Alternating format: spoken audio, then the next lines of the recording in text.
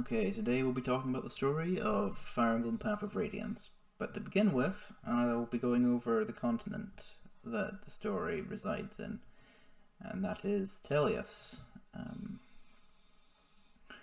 Alright, to begin, there are two main races on this continent.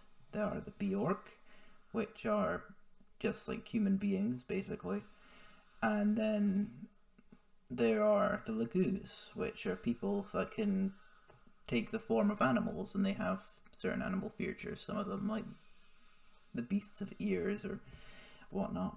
Okay. So the human kingdoms, or the kingdoms of the Bjork, are Crimea. That's the kingdom where our story will begin, and our protagonist lives in. Then there's Benyon, the Empire of Benyon, the most powerful country on the continent, in like sheer size, population, wealth, power, most that sort of thing. I mean, Goldoa is pretty powerful, like, because they're the kingdom of the dragons, but they stay neutral for reasons I will discuss later. Then there's Dane, and the other kingdom of another Bjork kingdom. They will be our main aggressors in the story, and mindset-wise, they're probably like the most racist kingdom towards the Lagoos. So yeah, as I was saying, Dane's the aggressors in this story. They are King Ashnard rides the back of this huge wyvern that isn't actually a wyvern at all. It's one of the dragons has been sort of melded through magic into this form of a wyvern. So yeah, the people of Dane, they mistreat the Lagoos quite a bit, especially the king. Their King Ashnard's just... he's basically just a warlord. He lives for war, he wants to cause chaos. I've gone over Crimea and Dane, like, so this is basically like the kingdom you're starting in, and then this is the main aggressor in our story. They'll be invading Crimea, and then you get the Empire of Benyon, which I'd say they're the most powerful country on the continent, certainly the most powerful of the Bjork kingdoms. Just mere population, wealth, military power. Although, you know, Dane's more militarist. They're more aggressive, but if steel is drawn, Benyon is the most powerful country here. Then you get the kingdoms of the Lagoos. Lagoos being the people that can turn into animals. Gallia is the kingdom of the beast Lagoos, so they can turn into like tigers and cats. They're fairly big cats, so I'm not talking about, you know, like house cats here. All right, we're talking about like big pussies. We're talking about big cats here. All right, and their king, the royal line, they can turn into dragons. No, what? No, sorry. The royal line of Gallia, they can turn into lions. So they're a big deal. They're pretty scary, guys. Then we get Goldoa. They like to remain neutral. They're the country of the dragons. There's quite a few reasons they like to stay neutral. They have a king, Degentia. I've got an image of him somewhere. Let's find the image. Let's look at our king, Degentia. So here he is. Here's the man himself, King Degentia. He's bald. Mark against him, but you know, nobody's perfect. Anyway, Degentia is ancient, like the oldest person.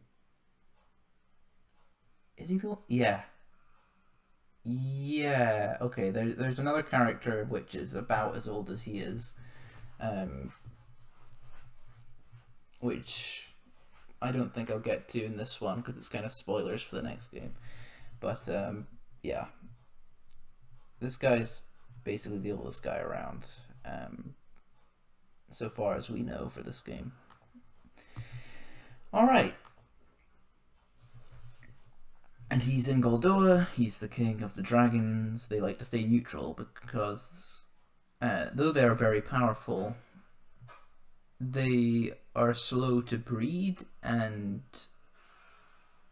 they have very, very long lives. So basically they have a high value on their lives. So if they're going to fight, they really have they're you know they have to keep that in mind, that they have a smaller population, and if one of them dies, that's a massive deal to them because they take a while to reproduce. Also, their king Degentia doesn't like to go to war because he knows the truth behind the medallion, or the fire emblem of this game, and he knows, he basically understands that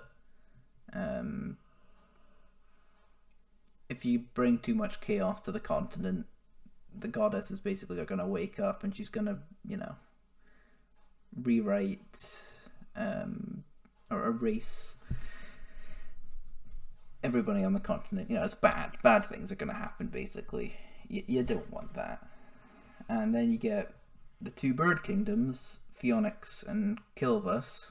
They used to be one nation at one point, but they split up. They're both birds, but Phoenix is the kingdom of the hawks and Kilvas is the kingdom of the ravens. So, you know, they turned to big hawks and big ravens. I believe the split was something to do with piracy, because don't quote me on this. I'm just doing this sort of by ear, by what I remember, because it's been a while since I played this game, but I believe it's something to do with piracy. I believe the ravens will continue to do piracy and that's their deal. They don't see a problem with it, while the hawks are a bit more like, yeah, maybe we shouldn't just, you know, harass our neighbors and raid shipping all the time. Maybe that's just unnecessary. You know, I think that's the main reason they split up, but don't quote me on that. All right. And then you get they're another group of people. You see this forest here in Benyon. Well, the herons live here. The herons are another type of lagoos. They have a sort of angelic look to them. They look like angels, and they can turn into herons. So they can turn into herons, and temperament-wise, they are the least aggressive of any of the people on the continent. They, unlike all the other lagoos, their heron forms don't have any like offensive capabilities whatsoever. So they're naturally peaceful. There was some conspiracy in Benyon that blamed the herons for killing their previous empress, and then the people basically, like a big mob of people formed and roasted the forest and killed like all but 3 of the herons. In this game, we only know 2 of them, but... Oh, no, my apologies. All but 4 of the herons. There are... Alright. So we get... In all the herons we have knowledge of are... Right, in this game, are Ryzen, which is their prince. Lena, which is the princess. They think she's dead at the start of this game, but they do end up finding her. Then there's Loresia, which is their king, but you can pretty much forget about him because he's asleep for both games. He doesn't wake up until post Radiant Dawn, so you know. But he is there. He is alive. So yeah, this was a horrible massacre. The race is gone, apart from the royal family, pretty much. And they think Raphael's dead, but you don't have to think about Raphael until the next game. I'm just bringing him up because their brother is still alive, but he's sort of managed to get out, but well, we'll explain that later. Alright. So I think this is now I'll go a bit more into detail about Benyon, the Empire of Benyon. Their empress is the little sister of the last one who died, that provoked the massacre with her death. So this is the Empress. You know, she's a child, but she has a lot of will to rule. You know, at quite a young age. She understands her position. She's in this game. She's in the habit of like pranking people. Like she does some funny actions that get on our main man's nerves sometimes. Our main man Ike, but you know, she means well. She's, you know, she's the Empress. She's got some advisors which perhaps don't have her best interests in mind, but, well, we don't need to mention them right now. Alright.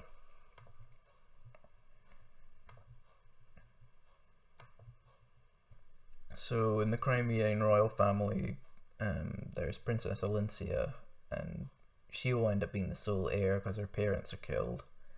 And then she has an uncle called Renning, which is basically the best knight in the kingdom. And he went missing, believed to be dead, but, well, you know, sometimes off-screen deaths aren't really deaths, are they? Anyway, that's the scene set for Tellius. And I will now go into the story at a later part. I think that'll be part 1. We're just setting our scene here. So thank you for watching, and bye bye. Here we go.